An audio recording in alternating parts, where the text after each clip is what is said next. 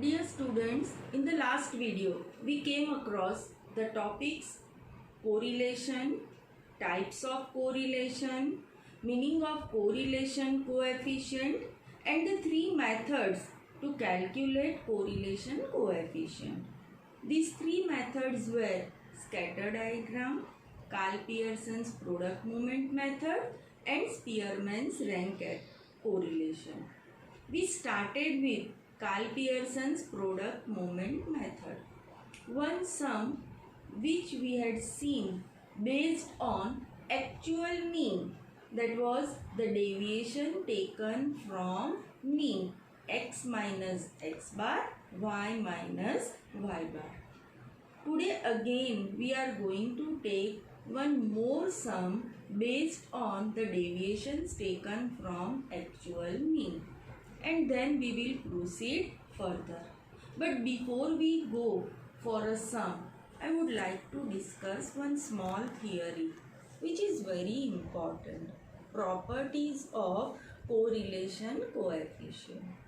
This topic in a form of theory, in a form of objective or MCQ is normally asked. What is the properties of correlation coefficient? The very first property for correlation coefficient, the value of R. As we have earlier seen, correlation coefficient is denoted as R. This value lies between -1 and +1.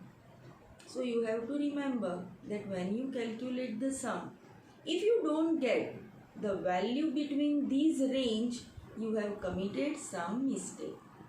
Second property, the R is independent of change in origin and scale. Many a times the values of the variables are very large. In such case, you can take a common value and deduct it from all the value of x, as well as you can divide all the values with some common number to reduce it. Or sometimes if the values of variables are given in decimal point, calculation becomes very tiresome. In such case, you can multiply each value of x or y with some common value and you can just neglect the decimal point. In such case, after changing the origin and scale, when you calculate your correlation coefficient, it remains same as if you have calculated with the original values of variable. The third property, correlation coefficient is free from the units of measurement. In the first video, we have seen so many variables: price, marks, sales, number of vehicles. Now these all variables have some units. Suppose I say students scoring marks. Here the unit is marks. Sales, the units will be in thousands. Profit, that would be in rupees. So whether the variables have any units, our correlation coefficient is free from such measurement of units. For an example, I calculate correlation coefficient between two variables, that is marks in statistics and marks in accounts, and my answer comes to 0.89. I am simply going to represent it as 0.89.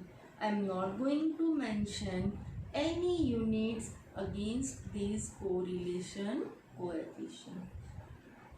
The fourth property of correlation coefficient, are calculated between x and y is same as R calculated between y and x. These are very important properties of correlation coefficient. Sometimes in the form of true or false objective question it can be asked. Now let us proceed with one more sum that is based on Karl-Pearson's product moment method, where deviations are taken from actual mean because our mean is integer. You all have textbook. PDF textbook was also sent to you also, students. So exercise 2.2 sum number 1. In this sum, the information is obtained from a sample of 7 families of a society regarding height of father in centimeters and height of his adult son in centimeters, and we have to calculate correlation coefficient.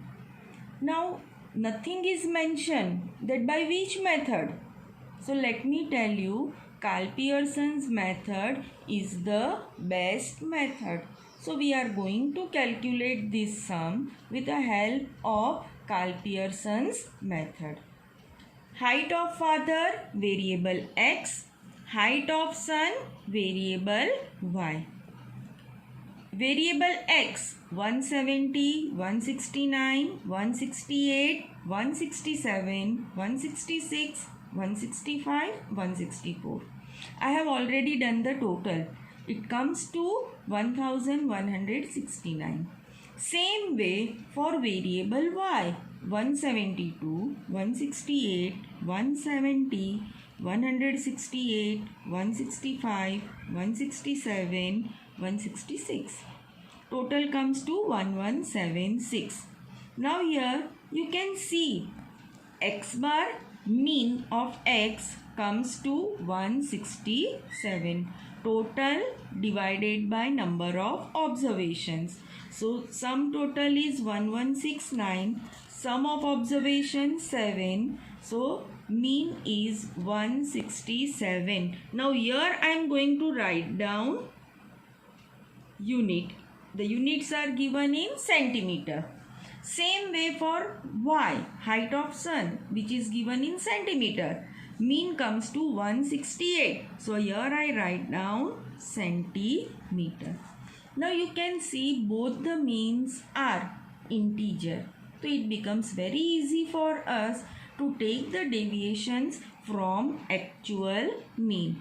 Once again, the same repetition, that when we take deviation from actual mean, sum of deviation comes to 0. So first column, x minus x bar. Remember, from each observation of x, we are going to subtract the mean. So 170 minus 167, 3. 169 minus 167, 2. 168 minus 167, 1. 167 minus 167, 0. In this way, we deduct mean from each value of x. And sum total is 0. Second, y minus y bar. From each observation of y, its mean y bar is subtracted. 172 minus 168, 4.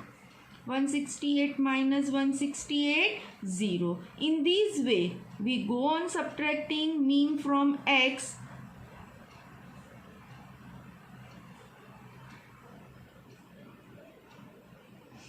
If you see the total over here, the sum total also comes to 0. The third column, square of deviations taken from mean. So x minus x bar square. 3 3s are 9, 4, 1, 0, 1, 4, 9. Next one, y minus y bar whole square. 4 4s are 16. 0 4 0 9 1 4. And the last one, product of x minus x bar into y minus y bar. 3 4s are 12. 2 into 0 0. 1 into 2 0.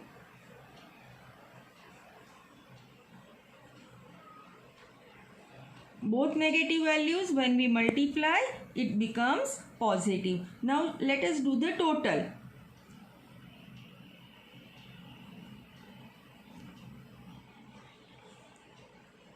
(28). You all have the calculators. We have been allowed to do the calculate in exam also.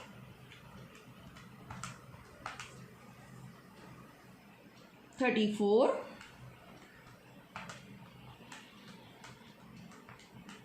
And 25.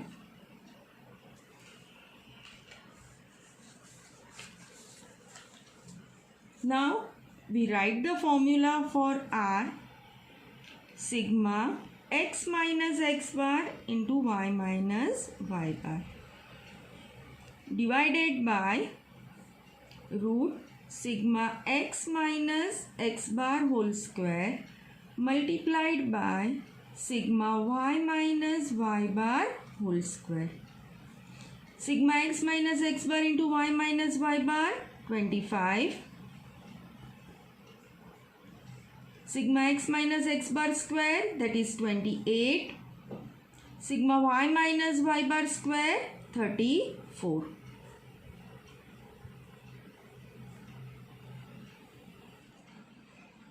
(28) multiplied by 34, it comes to 952, root 952.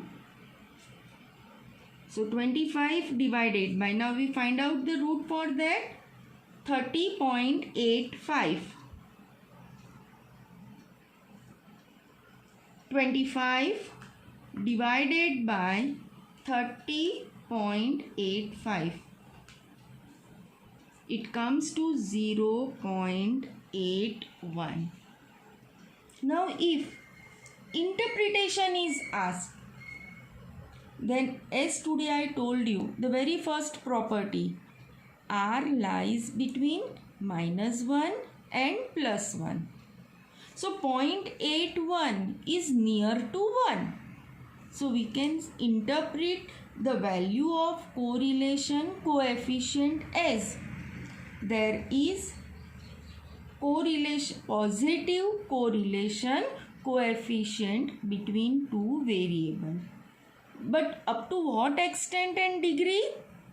Then we can say there is a high positive correlation coefficient between two variables, height of father and height of son. So two sums of Karl-Pearson's method where mean is taken from actual mean is being done. Today we are going to take one more new formula, because always the values which are given of the variable, we do not have mean as integer. Our mean may be in decimal point, or it becomes more easy to do the sum by shortcut method when the values which are given are very big.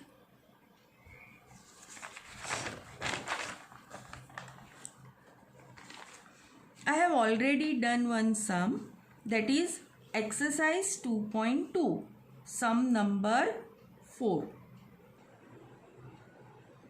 So we have seen two sums which were calculated by Karl-Pearson's method where mean was integer. In both the sums, previous one as well as today's sum, our mean was integer, and so we have taken deviations from the actual mean. But as I said earlier, that always we do not get mean as integer. Sometimes x bar or y bar or both are fractions. In such case, we are going to use either shortcut method or direct method. Now what is shortcut method today which we are going to take? Our variable x and variable y, after changing its origin or scale, a new variable u and v is obtained.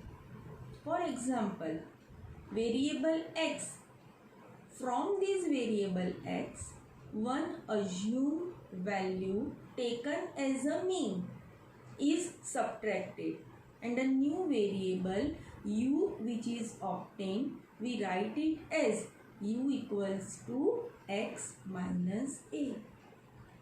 Same way, variable y, that is changed to variable v, and from each observation of y, a assumed value which we have taken as a assumed mean is subtracted, and the new variable v is written as y minus b. Many a times the values are quite big, as well as they are such that we can take some common value and divide it. For example, value of variable x, 100, 250, 300, 400, 550. So we can take a common value 50 and divide each of these value of variable x and reduce our calculation. So by changing the origin or scale, the new variable u and v is obtained and calculations are done. And the formula which we use for that, we call it as shortcut method. So first, let us write down the formula. I am going to show the formula first. R equals to n into sigma uv minus sigma u into sigma v divided by root n sigma u square minus sigma u whole square multiplied by n sigma v square minus sigma v whole square. It is nothing but the same previous formula. But in the previous Karl-Pearson's formula, mean was integer, deviations were taken from actual mean, so sum of deviation was 0. Here we are taking deviations from assumed mean. U is equal to x minus a. A is our assumed mean. V is equal to y minus b. B is the assumed mean for variable y. And when the deviations are taken from assumed mean, the sum of deviation is not 0. We may get the sum of these deviation either some positive value or negative value, and the same thing is reflected in the formula. Let us take one sum. Same exercise 2.2 sum number 4. I have calculated the sum for you. To check the ability of mathematics and logic of the students of a city, a private educational institute gives 20 puzzles based on 2 subjects to 6 children selected from various schools. The number of puzzles solved by them is given below, and we are supposed to calculate correlation coefficient. The number of puzzles solved, mathematics, variable x. Number of puzzles solved, logic, variable y. Now variable x 12, 8, 9, 10, 8, 11. Sum is 58. Variable y 11, 10, 4, 7, 13, 16. Sum is 61. Now let us first calculate the mean. X bar 58 divided by 6. It comes to 9.666 recurring. So we can take it as 9.67. Same way for variable y, mean comes to 10.166 recurring. We can take it as 10.17. So students, you can see over here, mean is not integer, it is fraction. And so we are going to take assume mean for our deviation. So calculation becomes easy.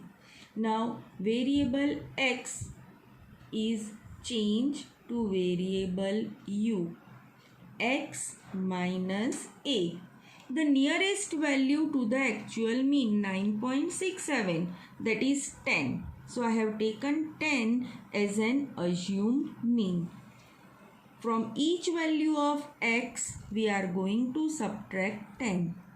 12 minus 10, 2. 8 minus 10, minus 2.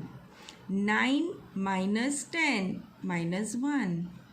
10 minus 10, 0. 8 minus 10, minus 2. 11 minus 10, 1. Now we do the total of positive and negative value. Positive total 3, negative total minus 5. So sum of u, that is minus 2. Same way variable y converted to v by taking assumed mean y minus b as 10. So 11 minus 10, 1. 10 minus 10, 0. 4 minus 10, minus 6. 7 minus 10, minus 3. 13 minus 10, 3. And 16 minus 10, 6. Again we do the total of positive and negative value. Positive value 10 and sum of negative value 9. So sigma u, sigma v, it comes to 1. So sigma u minus 2, sigma v 1. Now same thing, squares of u, v and product of u and v. 2 square 4, minus 2 square 4, 1 square 1, 0, 2 square 4 and 1 square 1. Sum of these, it comes to 14. Same way v square, 1, 0, 6 square 36, 3 square 9, 3 square 9 and 6 square 36. Sum of these comes to 91. Product of u into v, 2 ones are 2. Minus 2 into 0, 0. Minus 1 into minus 6, 6. 0 into minus 3, 0. Minus 2 into 3, minus 6. 1 into 6, 6. And the sum of sigma uv, that is 8. Positive value minus negative value. Now we write down formula. R equals to n sigma uv minus sigma u into sigma v divided by root n sigma u square minus sigma u whole square multiplied by n sigma v square minus sigma v whole square. We substitute the value. N is number of observations, 6 observations. So 6 multiplied by 8 minus 2 into 1 divided by root 6 into sigma u square 14 minus sigma u, that is minus 2 square multiplied by root n6 into sigma v square 91 minus sigma v, that is 1 whole square. Now we simplify that. 6 into 48, 48, 6 into 8, 48, minus minus plus, so plus 2. Root 6 into 14, 84, minus 4 multiplied by 6 into 91, 546, minus 1 square 1. 50 divided by root 80 into root 545, which comes to 50 divided by root 43,600. Root of 43,600 comes to 208.81. So 50 divided by 208.81 comes to 0.239, which is equal to 0.24.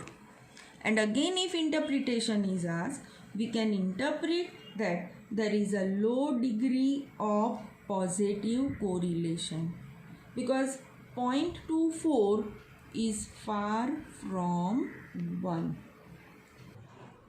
As per the different type of data which is given to you, we have seen two different methods given by Karl Pearson. One when mean was integer, second when mean was fractional. Now sometimes when the values are very small, for an example 5, 6, 8, 10 or 21, 11, 13, 15, in such case the direct method becomes more easy. So the third formula which we are going to discuss today now, that is direct method, which is very simple, very easy, and one important point I want to say, this formula can be used for any type of data. You can always do Karl Pearson sum by this direct method. So let us see the formula and one sum. Same exercise 2.2 sum number 6, where the values given are very small and we are going to use direct method. Means we are not going to take deviations and directly the observations values which are given, on the basis of that our calculation will proceed. Let us see the sum. Direct method.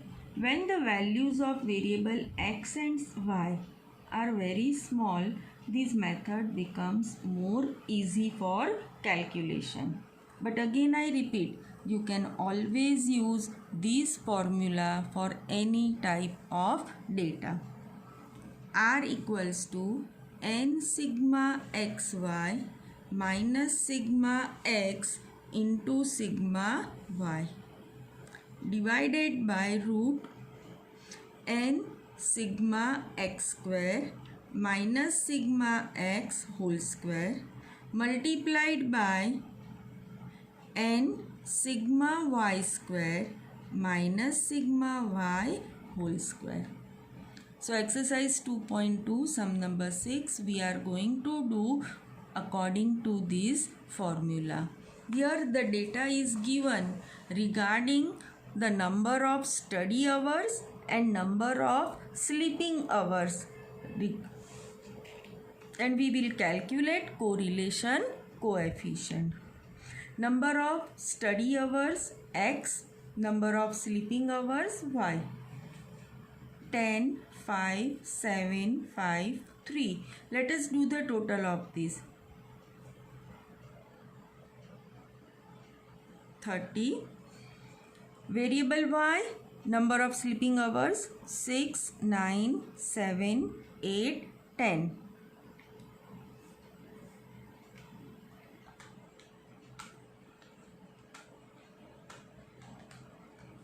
40. X square, y square and xy. Can you see? It's so simple. Variable x, variable y. Directly the same variable we keep as it is x square, y square, xy. Can you see the difference? Direct method and the deviation method. There we were changing our variable x into u by taking deviations from assumed mean. Here we are taking the direct sum from variable x and y. 10 square 100, 5 25, 7 49, 5 25, 3 9. 6 square y square, that is 36, 9 81, 7 49, 8 64, 10 100. xy, product of x into y. 10 into 6 60, 5 9s are 45, 7 7s are 49, 5 8s are 40, 3 into 10 30. See, we don't require calculator also. They are so small figures, oral calculations can be done. So you can do your sum more easily. Now we do the total for x square first. 100 plus 25 plus 49 plus 25 plus 9. It comes to 208. Sum of y square 36 plus 81 plus 49 plus 64 and 100. It comes to 330.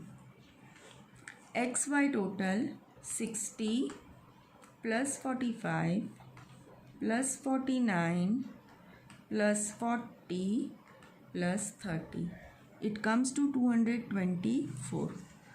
Now we write formula first. Again I repeat, compulsory write down the formula. N into sigma xy minus sigma x into sigma y divided by n into sigma x square minus sigma x whole square multiplied by n into sigma y square minus sigma y whole square. Number of observations 5. 1 2 3 4 5. So 5 into sigma xy 224 minus sigma x 30 into sigma y 40 divided by root n 5 sigma x square 208 minus sigma x 30 whole square multiplied by root n 5 into sigma y square 330 minus sigma y, that is 40 whole square. We multiplied 224 into 5. 1 1 2 0. 30 into 40 1200.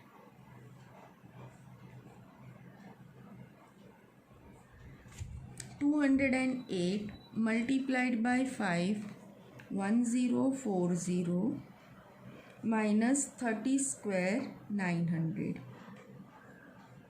multiplied by n 5 into 330 y square, it comes to 1650 and 40 square 1600.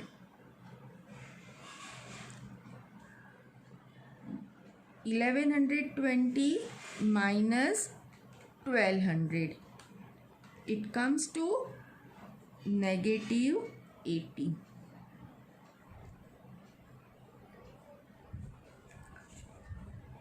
$1040 minus 900, it comes to 140. Multiply by root 1650 minus 1600, it comes to 50. So minus 80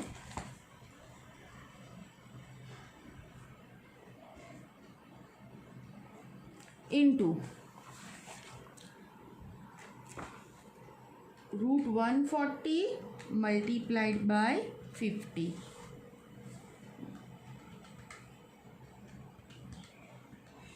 It comes to root 7000.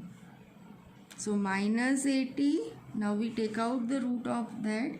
It comes to 83.666. So we write it as 83.67.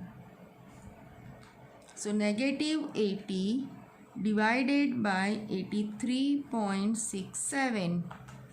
It comes to negative 0.956.